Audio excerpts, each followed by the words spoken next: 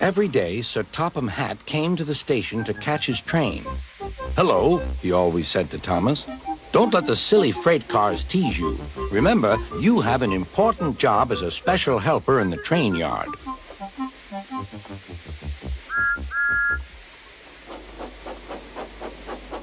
There were lots of freight cars, and Thomas worked very hard pushing and pulling them into place. There was also a small coach and two strange things his driver called cranes. "That's the breakdown train," he told Thomas. "The cranes are for lifting heavy things like engines and coaches and freight cars." One day, Thomas was in the yard. Suddenly, he heard an engine whistling. "Help! Help!" A freight train came rushing through much too fast. The engine was James, and he was frightened. His brake blocks were on fire. "They're pushing me! They're pushing me!" he panted. On, laughed the freight cars, still whistling, "Help! Help!" Poor James disappeared. "I'd like to teach those freight cars a lesson," said Thomas the tank engine. Soon came the alarm. "James is off the line! The breakdown train! Quickly!" Thomas was coupled on, and off they went.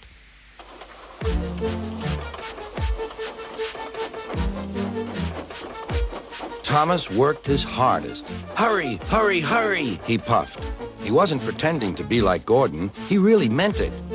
"Bother those freight cars and their tricks. I hope poor James isn't hurt."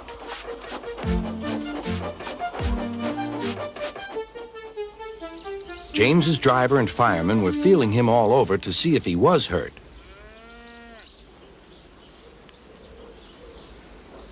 "Never mind, James," they said.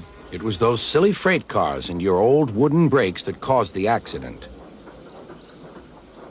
Thomas pushed the breakdown train alongside. Then he pulled away the unhurt freight cars. "Oh dear, they groaned. "Serves you right, serves you right," puffed Thomas.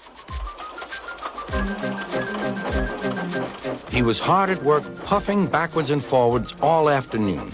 "This'll teach you a lesson, this'll teach you a lesson," he told the freight cars.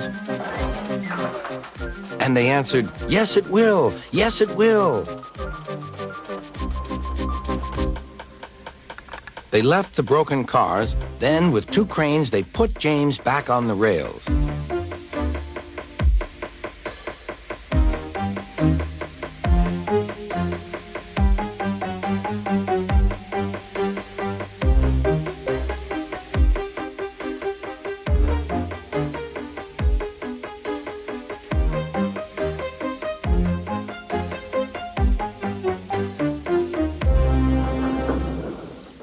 He tried to move, but he couldn't, so Thomas helped him back to the shed.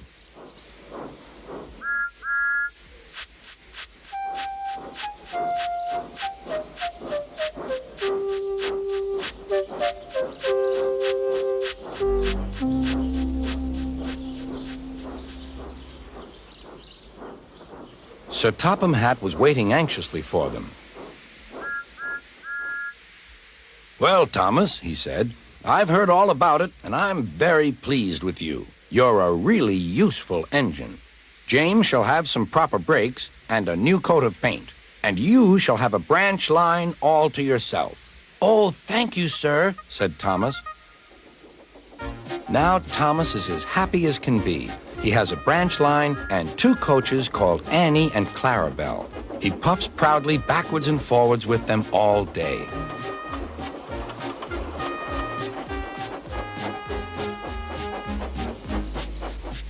He is never lonely. Edward and Henry stop quite often and tell him the news. Gordon is always in a hurry, but never forgets to say, "Boop, boop," and Thomas always whistles, "Beep, beep," in return.